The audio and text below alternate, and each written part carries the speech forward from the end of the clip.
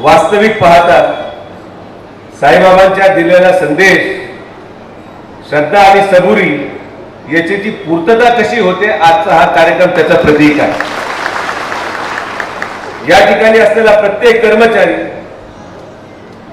यांनी साईबाबांवर श्रद्धा ठेवली, यांनी माननीय नामदार राधाकृष्ण विखे पाटील साहेबांवर विश्वास ठेवला आणि आज या श्रद्धा आणि सबुरीचा संदेश पूर्ण करत आजचा हा दिवस अनेकांच्या जीवनामध्ये एक अनुग्रह बदल म्हणून पाहायला जाणार आहे. आणि हा दिवस पाहत असताना तो व्यासपीठावर असलेल्या उपस्थितांच्या प्रत्येकाच्या योगदानाचं प्रतीक आहे असा मला मुद्दामून सांगूशी वाटतं. मी फार काही बोलणार नाही, बाकी सगळ्या गोष्टी साहेब बोलतील. पण आजचा दिवस प्रत्येकाच्या योगदानाचा दिवस. आज हा दिवस आपल्याला पाहायला मिळाला कारण की हे कुठल्या एका व्यक्तीचं योगदान नाही. संस्थांमध्ये कार्यरत असलेल्या आस्थापनेच्या लिपिकपासून ज्यांनी तो प्रस्ताव टाईप केला,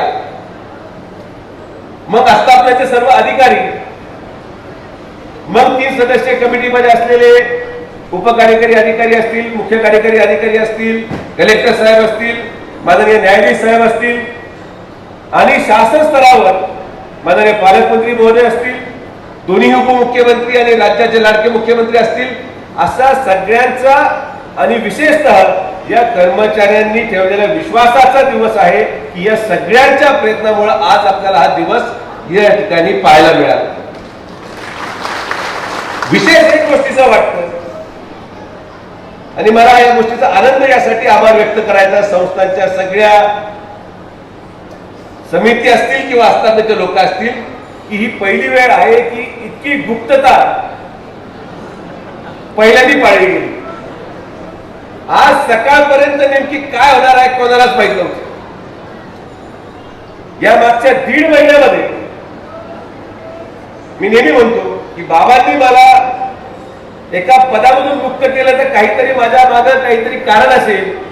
माझं मुक्तता झाल्यानंतर, माझी झाल्यानंतर 1.5 महिना फक्त या एका गोष्टीवर मी काम केलं आणि म्हणून खरं तर आपल्याला आज सगळ्यांच्या प्रयत्नातून हा दिवस पाहायला मिळाला. किती मिटिंगा झाल्या कोणालाही माहित नाही, कुठं झाल्या कोणालाही माहित नाही, मंत्रालयात किती मिटिंग झाल्या कोणालाही माहित नाही, कारण की एकाही मिटिंगचा फोटो आम्ही बाहेर येऊ दिला नाही. कधी नामदार साहेब फडणवीस साहेबांना भेटले, हा जो ब्रेडबोर्डचा फोटो तुम्हाला दिसतो राज्य शासनाने ऑर्डर देताना, हा 4 दिवसापूर्वीचा फोटो, पण तो आज बाहेर निघाला. आणि तो जो ऑर्डर आहे ती ऑर्डरची कॉपी आता लवकरच सर्क्युलेट होईल की शासनाने कसा तो प्रस्तावाला मान्यता दिली.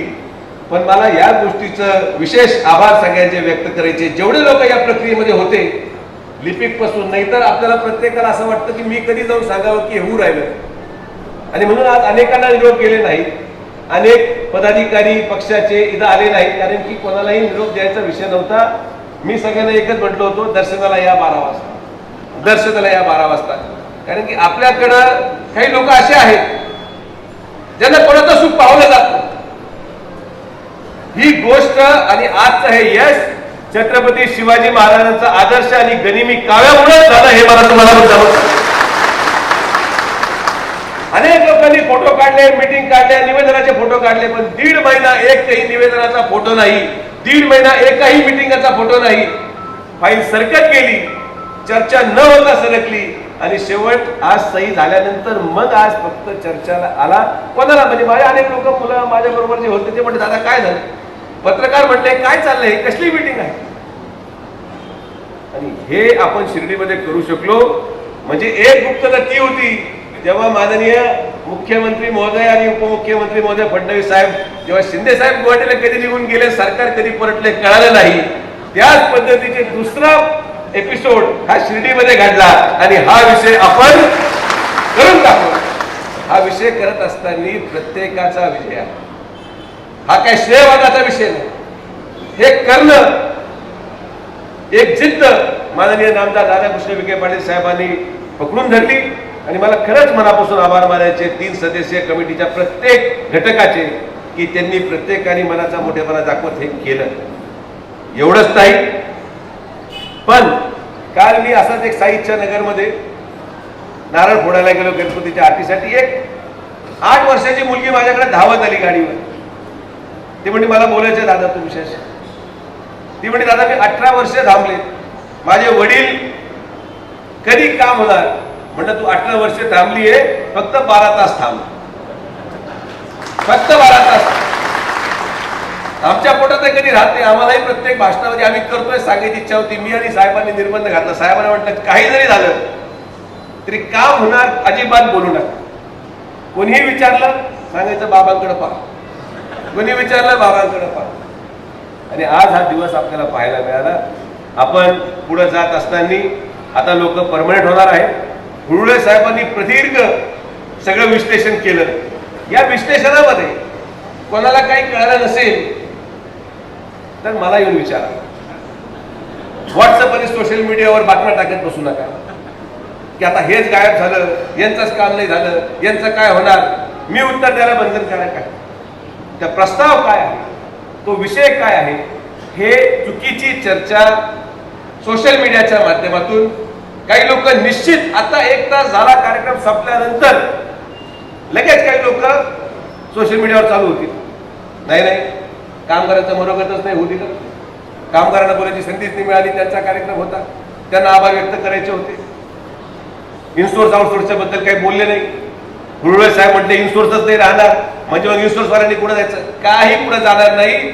मी तुम्हाला साहेबांना स्वरून शब्द देतो की जोपर्यंत माननीय नामदार राधाकृष्ण विखे पाटील साहेब या तालुक्याचं आणि या मतदारसंघाचं प्रतिनिधित्व करताय, पुढच्या 3 महिन्यामध्ये 10 वर्ष पूर्ण केलेला प्रत्येक व्यक्ती ह्या संस्थेच्या आस्थापनेवर दिसेल हा शब्द तुम्हाला देतो. त्यामुळे अजिबात कुठे चर्चा करू नका. कुठला व्हॉट्सअपवर सोशल मीडियावर काही सोडू नका. त्या लोकांना जे करायची आवड असेल त्यांनी ते करावं. शेवट एकच सांगतो की आता सगळे लोक या प्रक्रियेमध्ये आले. अनेक लोक परमनंट होणार. अनेक लोकांचा आता संस्थाच्या आस्थापनेवर आल्यानंतर पगारवाढ होणार. पण साहेब, मी एक गोष्ट पाहिली की या शिर्डीच्या लगत जेवढे ग्रामीण भाग आहेत, ग्रामपंचायती आहेत, इथं रोजगार करणाऱ्या माणसाला आज 10-10 वर्षापूर्वी लोकांनी प्लॉट घेतले, 1 गुंठा घेतला, त्याच्यावर घर बांधलं. आणि आज संस्थांच्या एवढ्या मोठ्या 2000 कर्मचाऱ्यांचं काम मार्गी लागत असताना प्रत्येकाची राहण्याची अडचण कदाचित शिर्डीजवळ होऊ शकते. आणि म्हणून माननीय नामदार साहेबांच्या प्रयत्नातून शैक्षणिक संकुल आणि प्रसाधनालयामधल्या लगत असलेल्या शेती महामंडळाच्या 10 एकर जागेवर महाराष्ट्र हाऊसिंग बोर्डच्या वतीने आपण 500 फ्लॅट उभारणार आहोत. आणि ते 500 फ्लॅट इतक्या कमी दरामध्ये राहतील की ते आपल्या संस्थान आणि संस्थांच्या कर्मचाऱ्यांच्या माध्यमातून त्या लोकांना भविष्याच्या 10 वर्षाच्या आपल्या मुलांची सोय देखील करता येईल असा हाऊसिंग प्रोजेक्ट आपण उभारणार आहोत. ज्यांना पैशाची अडचण असेल, प्रवरा बँक आहे,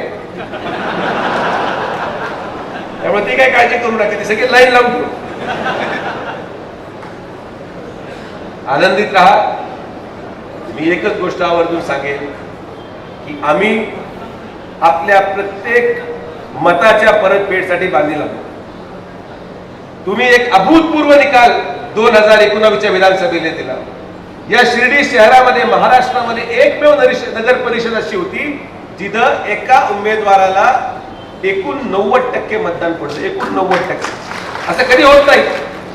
एवढ्या सातत्याच्या राजकीय प्रवासामध्ये 90,000पर्यंत मताधिक्य तुम्ही दिलं, म्हणून आपण आज महसूल मंत्री झालो. आणि जेव्हा बाबांचे प्रेम आणि बाबांच्यावर असलेली श्रद्धा सबुरी पहा की तुमच्या मतदानामुळे आज आपण त्या महाराष्ट्राच्या 2 नंबरच्या पदावर बसलो. निळवंड्याचं पाणी पण आपणच आणलं आणि संस्थांच्या कंत्राटांना परमनंट आपणच केलं. हे वैशिष्ट्य तुम्हाला मुद्दाम सांगतो की तुम्ही जेवढा विश्वास ठेवाल, तुमचं मतरूपी आशीर्वाद द्याल, तेव्हा त्या मताचं प्रत्येक उपकाराची परतफेड आम्ही आमच्या शेवटच्या श्वासापर्यंत करू. विखे पाटील परिवार करेल आणि माननीय नामदार राधाकृष्ण विखे पाटील साहेब करतील. आजचा दिवस या गोष्टीचं साक्ष आहे की आम्ही दिलेला प्रत्येक शब्द, मग तो निळवंड्याचा असो, तो कंत्राटी कर्मचाऱ्यांचा असो, आणि लवकरच पुढच्या 10 दिवसामध्ये जसं साहेब सांगतील की गोदावरी कालव्याच्या नूतनीकरणासाठी 191 कोटी रुपयाच्या निविदा देखील आपण काढणार आहोत की आपला परिसर यापुढे पाण्यापासून वंचित राहणार नाही, हे साईबाबांना स्मरून तुम्हाला शब्द देण्यासाठी आम्ही आलेलो आहोत. कुठलाही प्रश्न असो, समोरचा व्यक्ती फक्त आरोप करू शकतो. आजचा हा कार्यक्रम आमच्यावर केलेल्या प्रत्येक आरोपाचं उत्तर आहे. आजचा हा कार्यक्रम माननीय नामदार राधाकृष्ण विखे पाटील साहेबांच्या कृतीवर प्रश्नचिन्ह उभं करणाऱ्याला उत्तर आहे. आणि मी आपल्याला मुद्दामून सांगतो की आजचा हा कार्यक्रम आमच्या जीवनमधला अविस्मरणीय कार्यक्रम आहे. कारण की जेव्हा आपण मतदान टाकतात, जेव्हा आपण आमच्यावर विश्वास ठेवतात, या मताचं परतफेड करत असताना आम्ही आज सगळ्यांच्या सहकार्याने आणि राज्य सरकारच्या सहकार्याने आपल्या परिवारामध्ये हा आनंद देऊ शकलो, याचा सार्थ अभिमान आम्हाला आहे. आणि बाबांनी ही निवड, हे कार्य करण्यासाठी माननीय नामदार राधाकृष्ण विखे पाटील साहेबांची निवड केली. त्यांच्या हातूनच हे घडायचं होतं आणि म्हणून त्यांच्याच हाती हे घडलं. हे मुद्दा मी तुम्हाला सांगतो. आपण सगळ्यांचा आशीर्वाद आणि प्रेम असंच कायम ठेवा. अनेक लोकांचे अनेक प्रश्न अजून शिल्लक आहेत. काही लोक म्हणतात माझे 2 वर्ष राहिले, कोणी म्हणते माझा महिन्याचा गॅप आहे. म्हटलं अगोदर हे सगळं एक मोठा लॉट निघू द्या, मग नंतर समिती आहे, शासन आहे, आपण आहोत. आपण हे सगळ्यांचे काम करणार आहोत. आणि आज परत एकदा सांगतो की कामगारांचा मनोगत भाऊसाहेब आहे, प्रताप आहे, ते भारून आले, त्यांना बोलायचं होतं. पण एक गोष्ट अशी असते की जेव्हा आपण याच्यामध्ये पण गडबड व्हायला नको, कोणी म्हणतं हाच का बोलला, मग मला काय झालं होतं, हेच कसं काय बोललं. तर त्यामुळे सगळ्यांचा आशीर्वाद आहे, सगळ्यांचं प्रेम आहे, तुमचाच कार्यक्रम आहे आणि तुमच्याच आशीर्वादाने हे सगळं घडलं. असंच प्रेम आणि श्रद्धा आपण साईबाबांवर कायम ठेवावी, एवढीच विनंती आपल्या सगळ्यांना करतो. परत एकदा आपला आशीर्वाद आणि प्रेम माननीय नामदार राधाकृष्ण विखे पाटील साहेबांच्या पाठीशी आपण कायम ठेवाल, एवढीच अपेक्षा करून माझे 2 शब्द संपवतो. जय हिंद, जय महाराष्ट्र, ओम साईराम.